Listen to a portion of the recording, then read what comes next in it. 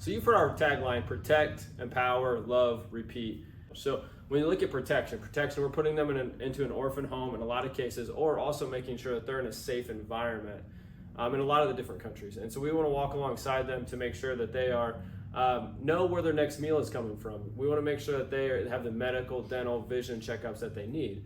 But then as they get older, you want to make sure that they're empowered. So getting them into a school to get an education, trade school, university, or get business training that they need to be able to go on and be successful and starting their own business.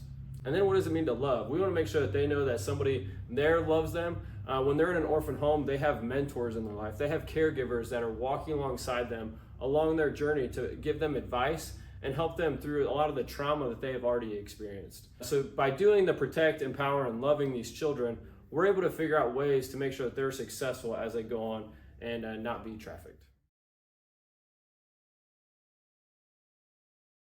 So when you think of trafficking, you think of three different areas. One, of course, is rescue. And the other is prevention, which is where we really try to focus. And then the final is rehabilitation, where actually they've already been trafficked. All of them are very important. But if you think about rehabilitation, first of all, like 80%, up to 80% of the children that are rescued go back into trafficking, and only 1 or 2% are rescued in the first place. So rehabilitation, while it's extremely important, it's a very small number. So how much better if we can prevent that from happening in the first place? The kids who go through that kind of trauma, once they're rescued, it takes a long time to rehabilitate them and to help them heal from that trauma. And those are lifelong scars. So forgotten children, if we can focus on preventing it in the first place, we feel like that's really where you kind of want to put your resources when possible. In the countries we serve in Africa and Asia, the number one reason why children are trafficked is because of poverty.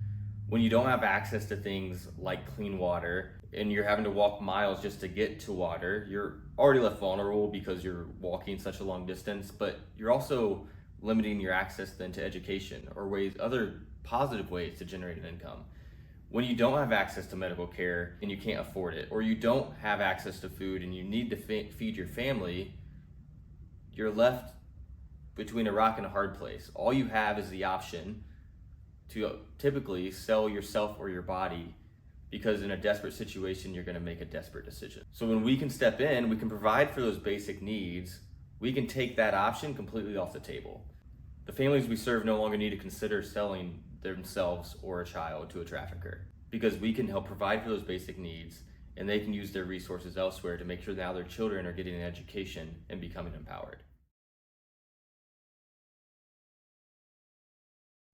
So when you think of how do families in these countries trust forgotten children, and it comes down to relationships. Because we partner with indigenous people that are living in the same communities and same areas as the families that we serve, they're able to build relationships and be able to see part of the fruit of what forgotten children has done in the past. And now we have a track record in several of these countries.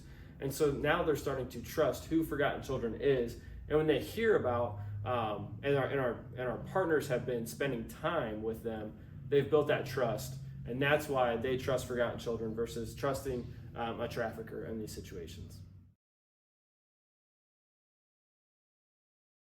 We in America see a particular type of trafficking, but it's really more unique, I believe, in other countries. Trafficking children for their organs. In other countries, they're literally trafficking children just for their organs, and then they take them and sell them. Witchcraft is one. We had somebody just down where we're working in Uganda. It was in the news about a mother who sold her children to a witch doctor, and the witch doctor performed various rituals on these children, and it was torture, and then killed them.